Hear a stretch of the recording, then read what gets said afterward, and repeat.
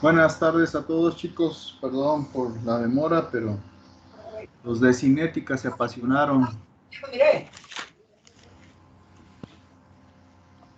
Ok, vamos a retomar lo que dejamos.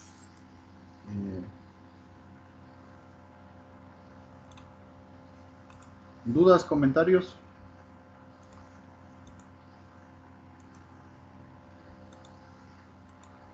¿No? ¿Ninguno? Bueno, proseguimos.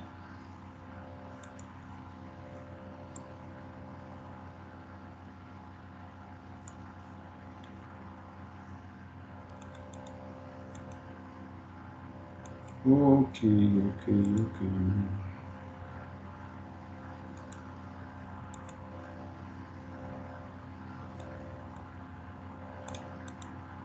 Bueno, nos quedamos el día de ayer de hacer mención a algunas otras propiedades y particularidades que tiene la membrana interna mitocondrial. Dentro de eso hablamos de los diferentes transportadores que tiene la membrana interna, y entre ellos se encuentran los translocadores de adenín-nucleótidos, transportadores específicos para fosfato, que son los que van a estar abasteciendo a la matriz mitocondrial para que se lleve a cabo la fosforilación del ADP a través de la ATPasa de la membrana mitocondrial, ¿sí?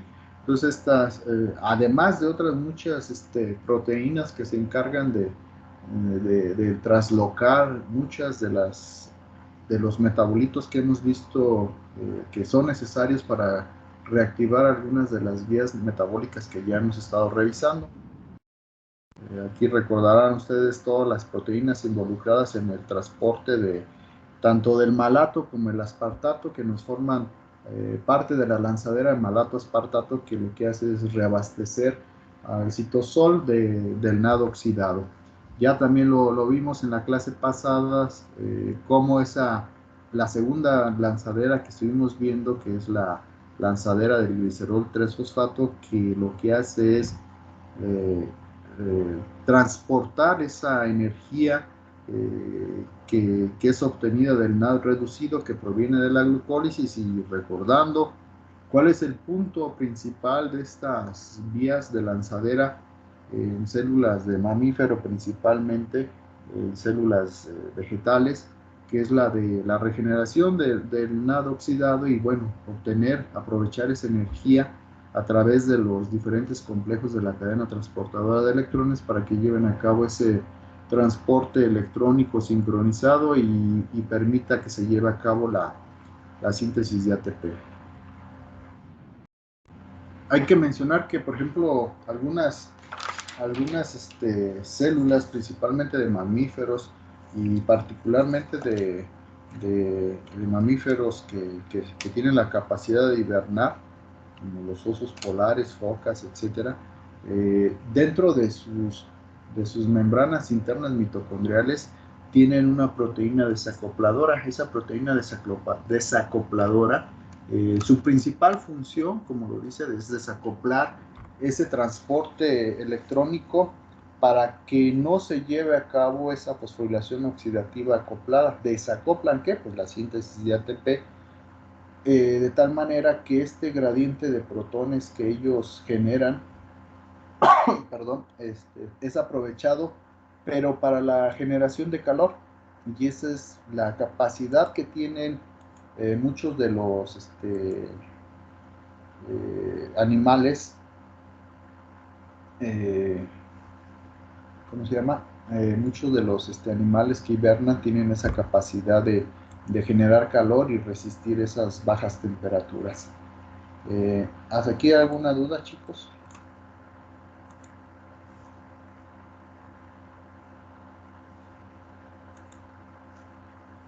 No.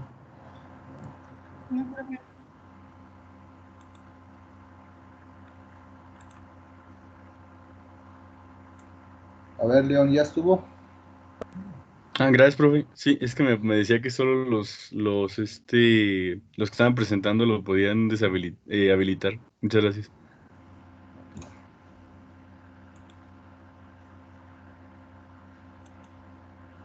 Ok, seguimos en la presentación.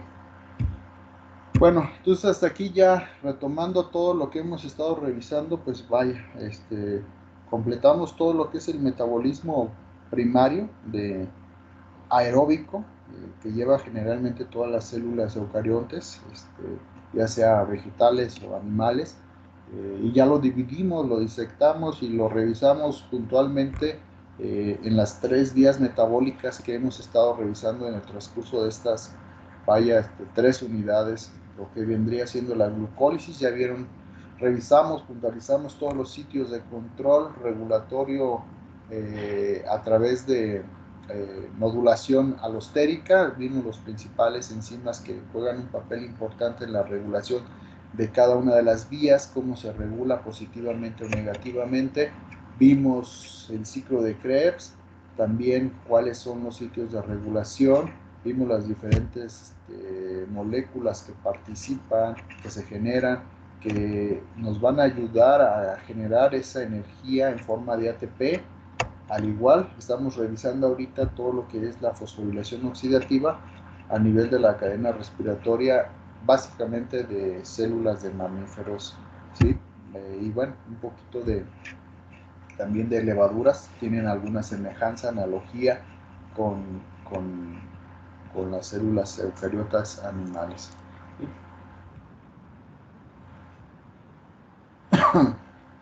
Perdón. Vamos a revisar un poquito, pues hay que ir revisando eh, algunos conceptos, y bueno, ya lo vimos también en la clase de ciclo de Calvin. Vimos principalmente que las células vegetales pues, requieren de la luz, ¿no?, de los fotones para llevar a cabo la transformación de esa energía lumínica primeramente en energía, primeramente como en forma de carbohidratos, para después esos carbohidratos que se generan en el ciclo de Calvin puedan ser asimilados por los diferentes compartimentos celulares y llevar a cabo todas las vías metabólicas que hemos estado revisando, y llevar a cabo también la síntesis de ATP.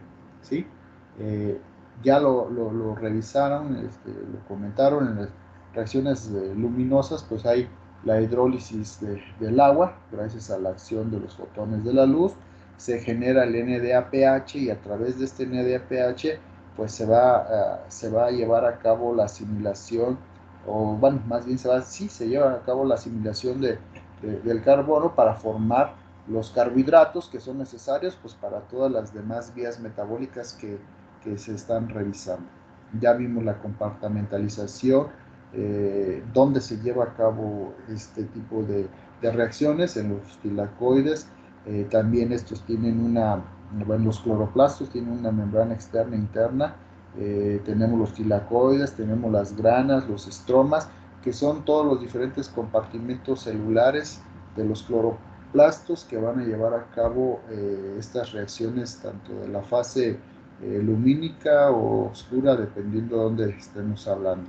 ¿Sí? Vamos a entrar directamente a lo que es la parte de la fotosíntesis. Sí, primeramente, aquí tenemos, bueno, dependiendo de los tipos de microorganismos, tenemos bacterias púrpuras, bacterias que tienen como sustrato, eh, o que tienen más bien en sus centros activos grupos azufre. eh, Van a llevar diferentes tipos de reacciones sincronizadas, van a generarse todos esos gradientes electroquímicos precisamente también para llevarse a cabo la, la síntesis de ATP. ¿Sí? Vamos a explicarlo mejor en este esquema, se ve mejor. Tenemos los diferentes fotosistemas, ¿sí? Que son necesarios para llevar a cabo la síntesis del ATP, y que son necesarios para que se lleve a cabo ese gradiente electroquímico, generación de potencial electroquímico para la síntesis del ATP. Y entonces, generalmente lo que pasa, ya lo recordarán, hay la hidrólisis del agua. Esto lo que va a permitir es que se transfieran los electrones al fotosistema 680, ¿sí? Porque después el fotosistema 680 está ligeramente o forma un complejo activado y va a transferir todos esos electrones desde el fotosistema 2 hacia los diferentes tipos de plastoquinonas que se encuentran presentes dentro de los cloroplastos, ¿sí? Hay diferentes niveles bueno, esto vendría siendo una analogía de lo que vendría siendo los acarreadores de electrones que se encuentran en la membrana interna mitocondrial, pero aquí en los cloroplastos son diferentes proteínas y son denominadas como plastoquinonas. Hay diferentes tipos de plastoquinonas que van a transferir sus electrones desde, por ejemplo, la plastoquinona hasta la plastiquinona a una plastiquinona ligeramente reducida o parcialmente reducida, y lo van a generar, van a transferir sus electrones a una plastoquinona totalmente reducida. Todos estos electrones que son transferidos por estos acarreadores o proteínas transportadoras de electrones van a transferir esos electrones al complejo citocromo B6, ¿sí? Y estos a su vez a una plastocianina, ¿sí? Que esta se excita a una longitud de onda de 700 nanómetros, ¿sí? Posteriormente, este complejo, este fotosistema, van a transferir la plastocianina, va a transferir los electrones al fotosistema 1, ¿sí? Que se excita a esta longitud de onda, se forma ese fotosistema altamente activado y después van a transferir los electrones, ¿sí? A nivel de la clorofila, ¿sí? Tenemos la A0, que es la clorofila aceptora de los electrones, y tenemos una filoquinona que transfiere los electrones a una segunda quinona que tiene un grupo fierro-azufre, ¿sí? Viene siendo la son plastoquinonas. Después, esta plastoquinona se lo va a transferir una ferrodoxina, ¿sí? Otra proteína que va a transferir esos electrones y va a reducir ese NADP a través de una óxido reductasa dependiente del NADP para formarnos ese NADPH, ¿sí? ¿Hasta aquí alguna duda, chicos? ¿Todo bien, profe? Aquí tenemos otra forma de cómo se lleva a cabo esa transferencia, viéndolo desde otro punto de vista o eh, vamos, cómo está implícita los dos procesos que se llevan a cabo. Primeramente se lleva la fotofosforilación, donde están participando tanto el fotosistema 1 como el fotosistema 2. En el fotosistema 2 es donde se lleva a cabo nuevamente la hidrólisis del agua, ¿sí? Donde es activado por los fotones, ¿sí? A 680 nanómetros este fotón. Y aquí en el fotosistema 1 es donde se lleva a cabo la síntesis del NADPH reducido, y todo este proceso se conoce como la fotofosforilación. Ya estos dos fotosistemas participan para que se genere ese transporte de electrones por los diferentes complejos de la cadena transportadora en plantas, en cloroplastos, a través de estos diferentes complejos, que es el citocromo C, el complejo citocromo B6F y las plastoquinonas que ya mencionamos anteriormente en la otra diapositiva, son las que van a permitir que se genere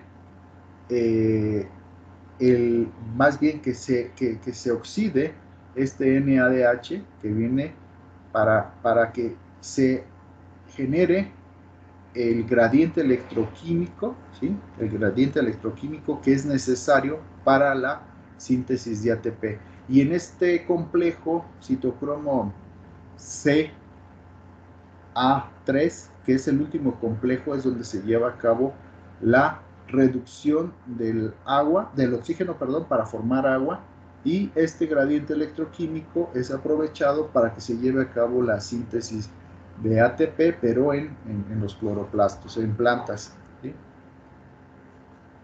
Aquí ya son diferentes mecanismos de reacción. Bueno, nos va explicando toda la reacción completa de cómo se lleva a cabo la hidrólisis del agua en el primer fotosistema, pero no vamos a entrar a puntualizar esa parte, ¿sí?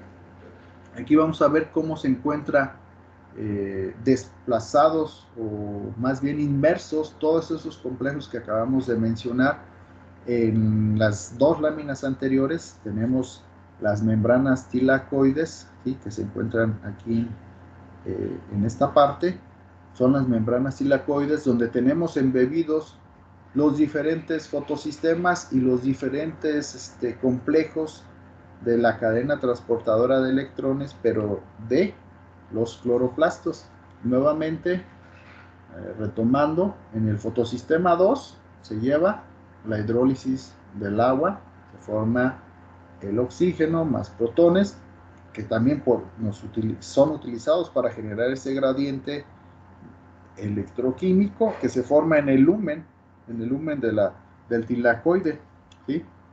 Estos electrones que son obtenidos de la hidrólisis del agua son transferidos hacia las diferentes formas de plastoquinonas que se encuentran en la membrana tilacoide. Acuérdense, en la membrana interna mitocondrial son quinonas, aquí son plastoquinonas, ¿sí? Aquí está esta plastoquinona totalmente oxidada y tiene dos niveles de reducción: el parcialmente reducido, que sería PQH, y el totalmente reducido, que es PQH2, al igual que en mitocondria vendría siendo la analogía. Q es la totalmente oxidada, QH parcialmente reducida y QH2 sería totalmente reducida. Todos estos electrones son transferidos al complejo del citocromo B6. Este es uno de los complejos que bombea protones, ¿sí?, dentro de los complejos o proteínas del complejo de la cadena respiratoria de los cloroplastos, ¿sí? Se genera también protones, contribuyen a ese gradiente electroquímico, y finalmente el citocromo B transfiere sus electrones a una plastocianina que los va a ceder esos electrones al fotosistema 2 a través de una ferredoxina. Se va a llevar a cabo la reducción de ese NADP oxidado para las subsecuentes reacciones, ¿sí? Y todo ese gradiente electroquímico que fue generado, ¿sí?, en el lumen tilacoidal es aprovechado por la ATPasa de membrana tilacoidal para que por la subunidad F0, ¿sí?, se transfieran los protones y a nivel de la subunidad F1 se fosforile el ADP y se forme el ATP, ¿sí? ¿Dudas, comentarios, chicos, por favor? Entonces, a ver, levanten la mano, por favor, para llevar un orden.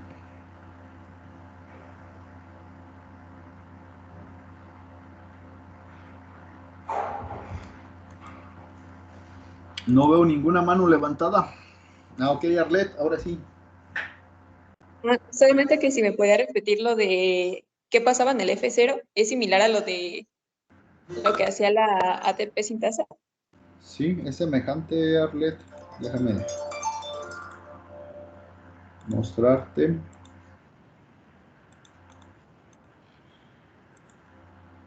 Se está proyectando, ¿verdad?, la presentación, ¿sí?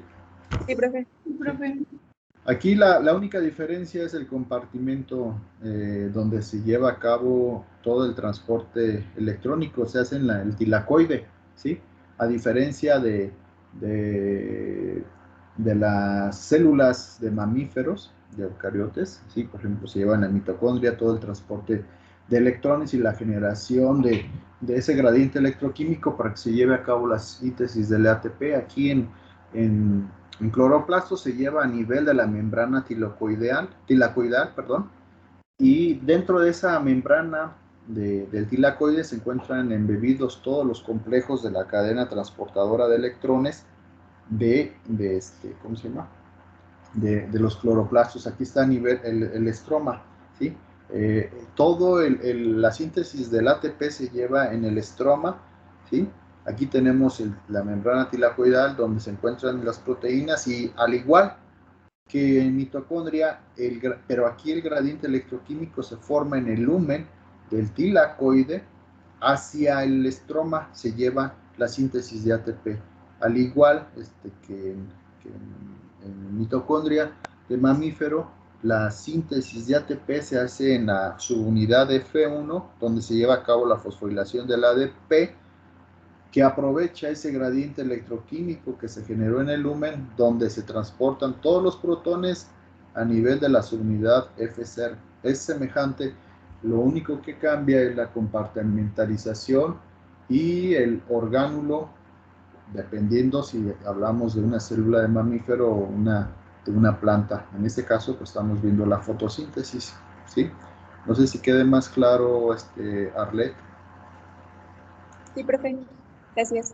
Veamos esta analogía, cómo es que se lleva a cabo, o esa comparación, vaya, más bien de la síntesis del ATP.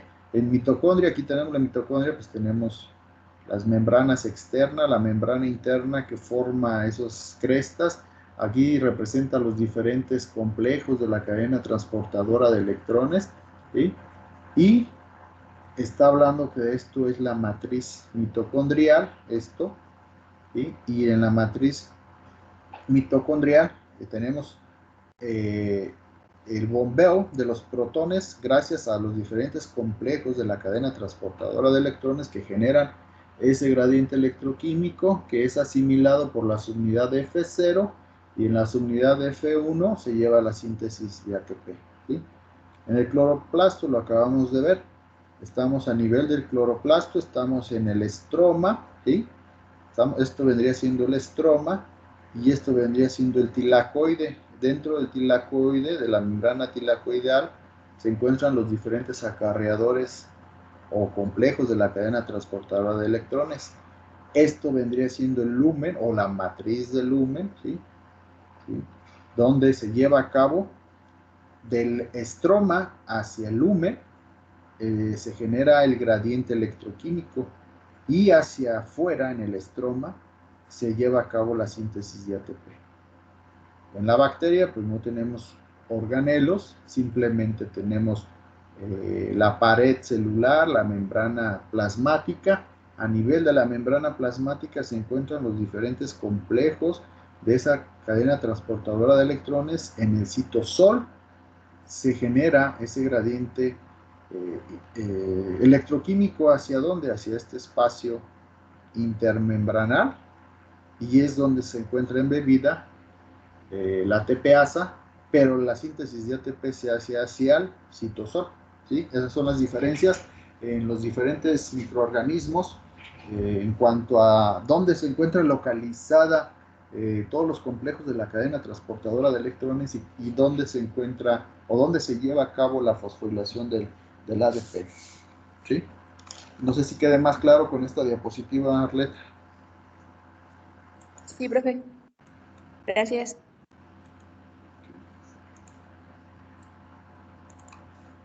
¿Dudas, comentarios, chicos, hasta aquí?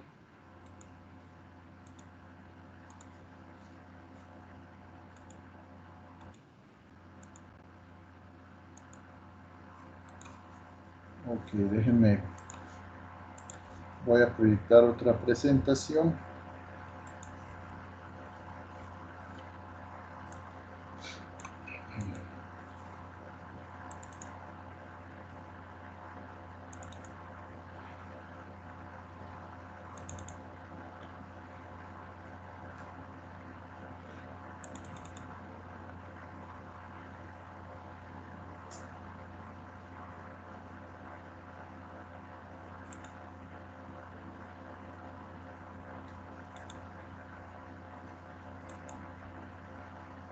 Ok, bueno, Aquí dentro de esta unidad, uno de los temas que nos marca revisar es la generación de especies reactivas de oxígeno. ¿Qué han escuchado como especies reactivas de oxígeno, Francisco? ¿Qué sabes tú de las especies reactivas de oxígeno?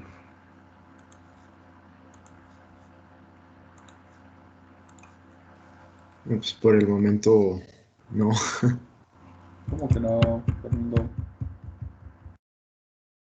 ¿Quién ha escuchado de las especies reactivas de oxígeno? ¿Ya lo han visto? ¿Han tocado algún tema en biología? Luis Enrique, por favor.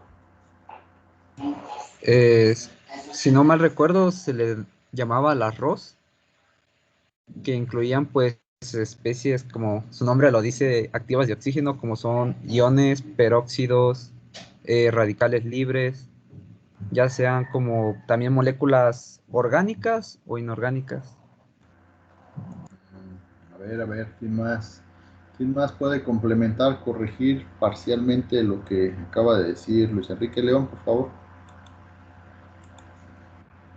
Como tal, yo de especies reactivas, pues nada, me acuerdo que mencionamos en el proceso de lo de la vida de las pentosas, que el NADPH era el sistema de defensa contra las especies, ya que eh, podía funcionar en acoplamiento con el sistema de glutatión para disminuirlas. Ujú. Es lo que me acuerdo. Ok, pero a ver, ¿quién me puede ayudar a definir qué es una especie reactiva de oxígeno?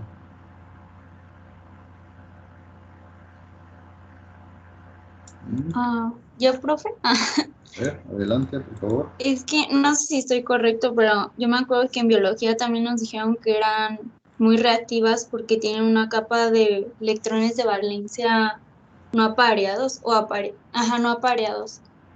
Y Ujú, pues me acuerdo que eran pues moléculas pequeñas, nada más. ujú.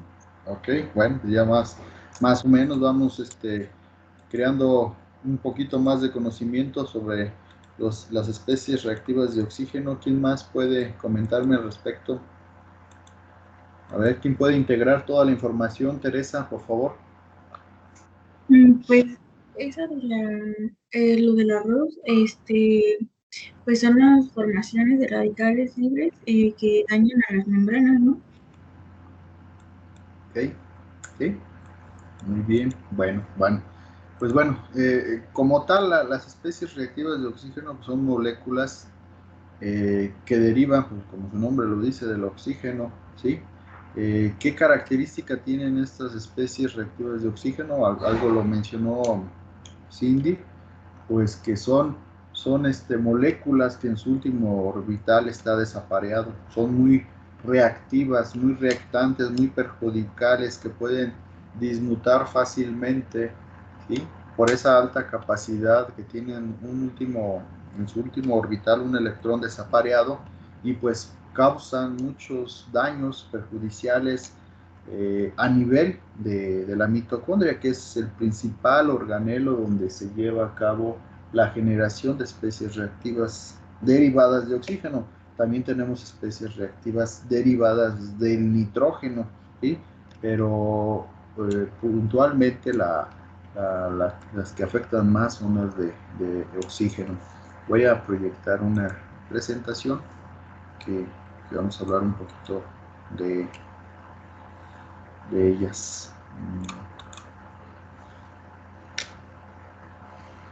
Ok.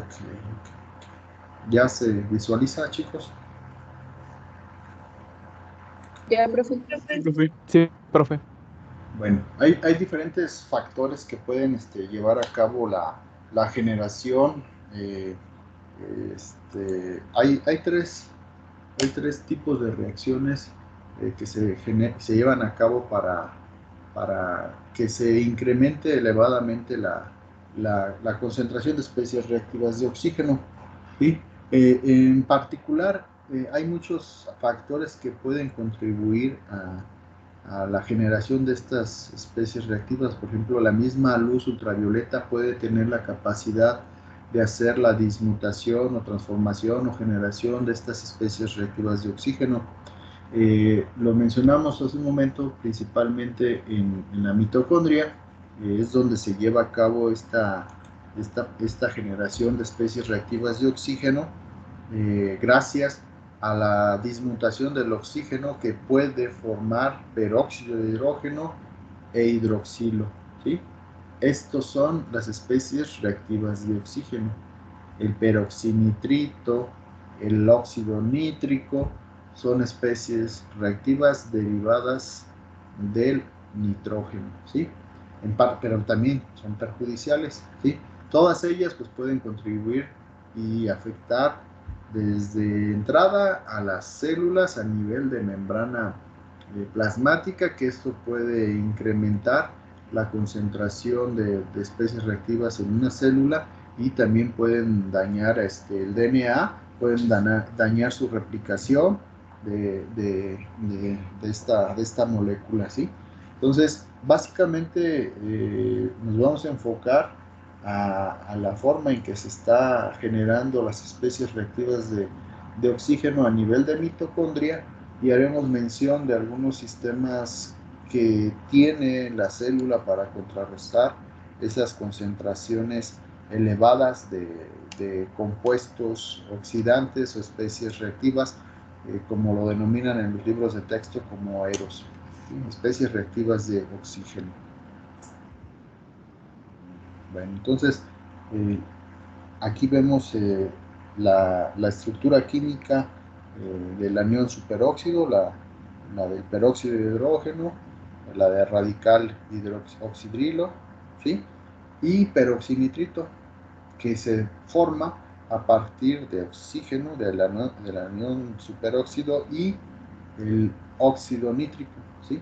El óxido nítrico también en ciertas condiciones, en ciertas concentraciones, puede ser perjudicial en ciertos procesos, ¿sí? Y esto, la reacción de tanto del óxido nítrico como del anión superóxido, los puede formar peroxinitrito. Estos dos son especies reactivas derivadas del nitrógeno. Entonces, lo mencionamos, la principal fuente de especies reactivas de oxígeno es a nivel mitocondrial, ¿sí? Generalmente esto se genera gracias a que se produce superóxido por transferencia de un electrón al oxígeno desde la proteína semiquinona, ¿sí? Aquí lo que va a pasar, se produce esta formación del superóxido por transferencia de un electrón al oxígeno, ¿sí? Desde la semiquinona estable. Aquí tenemos una semiquinona estable, se forma parcialmente reducida y esta le transfiere el electrón al oxígeno, ¿sí? El electrón al oxígeno, y se forma el superóxido, ¿sí? También hemos visto, bueno, aquí ya lo hemos revisado en las diapositivas anteriores. Aquí tenemos diferentes complejos. El complejo 1, sí, permítame tantito. ¿Qué pasó, Miranda? Dime. Permítame tantito, chicos.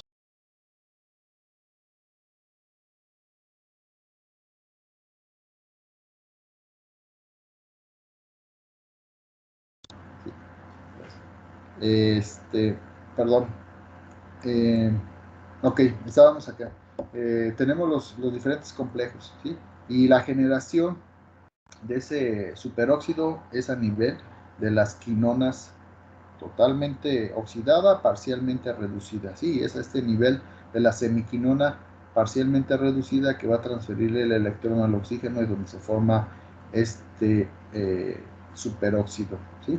Y de aquí puede reaccionar, y debido a su característica química que tiene un electrón desapareado en su último orbital, puede reaccionar con muchas moléculas, dañar muchas moléculas, pero principalmente es a nivel de membrana plasmática donde puede generar mucho daño, y ese daño se conoce como puede inducir la lipoperoxidación de membranas de membranas lipídicas, en particular la de la membrana interna mitocondrial, y esto puede generar daños drásticos en la membrana en la membrana interna mitocondrial, que puede ocasionar que el complejo del citocromo C, o que el citocromo C pueda ser liberado hacia la matriz o al espacio intermembranal, debido a la causa originada de la reacción de estas especies reactivas con los lípidos de la membrana. Se lleva una reacción que se conoce como lipoperoxidación, la oxidación de los lípidos de membrana, y causa daños o estragos muy perjudiciales en la membrana intermitocondrial, que hace que se libere este citocromo C hacia el espacio intermembranal. En cuestiones de fisiología, esta acción de liberación del citocromo C puede inducir una señalización de cascadas a nivel citosol, generando la activación de muchas proteínas sinasas. Estas proteínas sinasas tienen o hacen inducir lo que se conoce como muerte celular programada o la apoptosis, y esto pues da pauta a que la célula muera debido a la generación de muchas especies reactivas, que induce una señalización de cascadas que se conoce como MAP sinasas, o para que se lleve a cabo la muerte celular programada. Entonces esos son mecanismos celulares de fosforilación de muchas proteínas que van a inducir esos daños de lipoperoxidación cuando se genera la liberación del citocromo C en la membrana interna mitocondrial, ¿sí? También en los peroxisomas, ustedes lo vamos a retomar en esta unidad también, se pueden oxidar los ácidos grasos. Bueno, lo vamos a ver más bien en beta oxidación, en lípidos, y vamos a ver que se forma el compuesto FAD y el oxígeno, y que estos dos compuestos que se forman aquí en la oxidación de ácidos grasos en los peroxisomas nos va a inducir hacia la formación de peróxido de hidrógeno, que también es muy perjudicial, ¿sí? Esto puede causar también, pues, inducir que se generen más especies reactivas en los dos compartimentos celulares. Okay. ¿Hasta aquí alguna duda, comentario, chicos? Pues tengo el apunte medio incompleto. ¿Nos va a pasar estas diapositivas también? Sí, se los voy a pasar, se los voy a Bueno, proporcionar. yo me quedé con una duda de los agentes de la primera parte que nos mostró de los ROS. ¿Cómo es que, por ejemplo, los conservadores producen ROS? ¿No se supone que los conservadores es exactamente para evitar ese tipo de formación de productos reactivos? Los conservadores, ¿qué químicos dices tú? ¿A eso hace referencia o a qué Sí. conservador? Ok, vamos a avanzarle un poquito y tomamos lo tomamos al final eso, Enrique, ¿sí? Déjame avanzar tantito y vamos viendo, ¿sí? Porque más adelantito viene toda esa parte de las moléculas que confieren protección o que pueden dañar o inducir un poquito más la generación de especies reactivas. Dame chancecito de avanzarle y te comento al final, ¿sí? De la presentación o ya lo retomamos, ¿sale? Sí, está bien. Bueno, entonces de esta forma se está viendo la presentación de los EROS, ¿verdad? Sí. Ah, no, profe, la dejó de compartir. No, profe, no se ve. Déjame ver.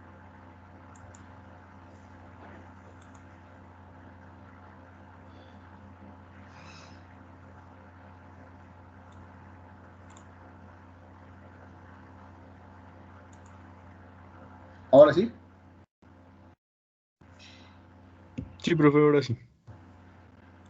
Porque bueno, estábamos mencionando que a nivel mitocondrial, pues es prácticamente el principal orgánulo que nos participa en la generación de estas especies reactivas, principalmente el superóxido, que va a dismutarse y puede formarnos peróxido de hidrógeno, peroxinitrito o radical oxidrilo, ¿sí?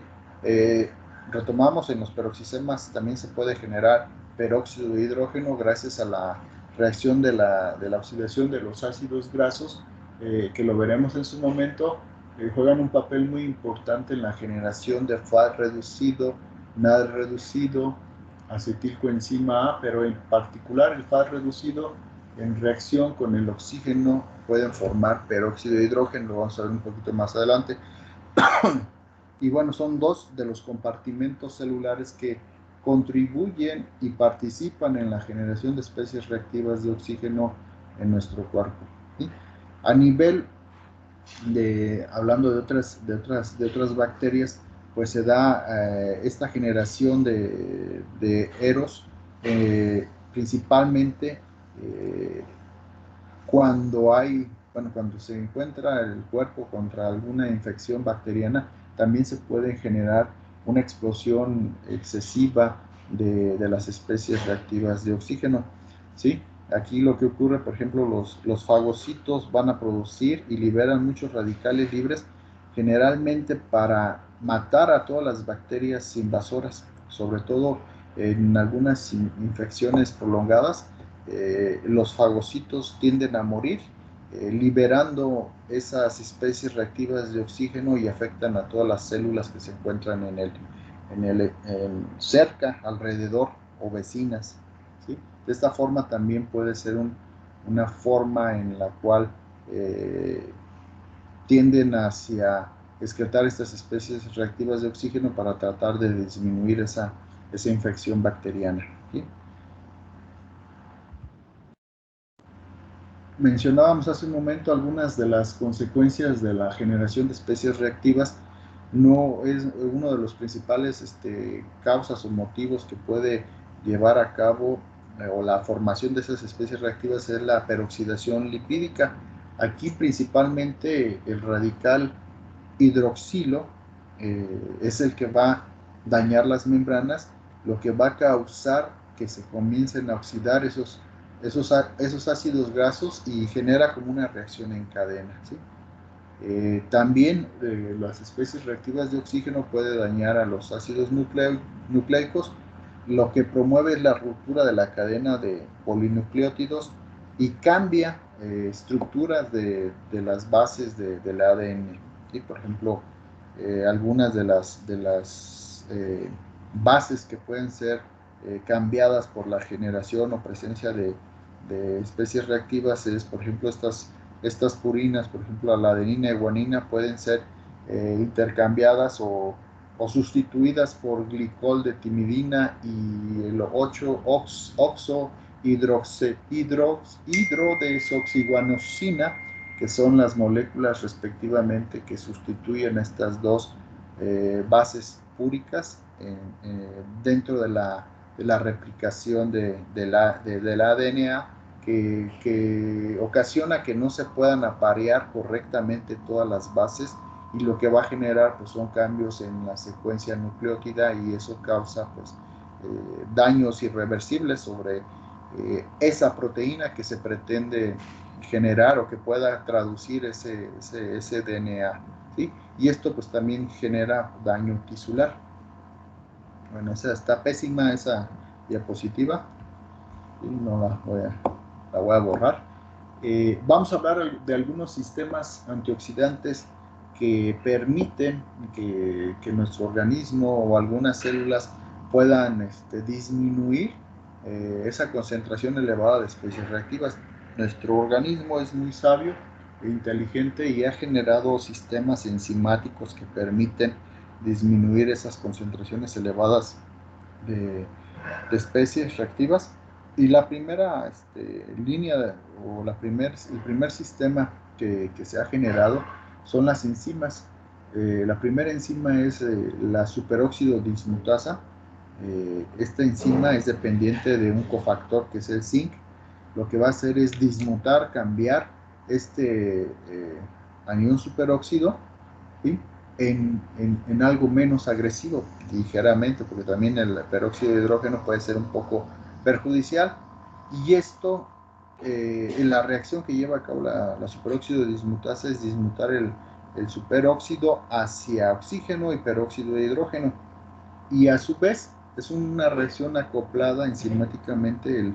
El peróxido de hidrógeno que se genera, pues es dismutado a algo menos agresivo, que es el agua y oxígeno, y eso es gracias a la catalasa, ¿sí? Entonces son reacciones o sistemas antioxidantes acoplados que nos van a permitir dismutar todas esas especies reactivas hacia algo menos agresivo.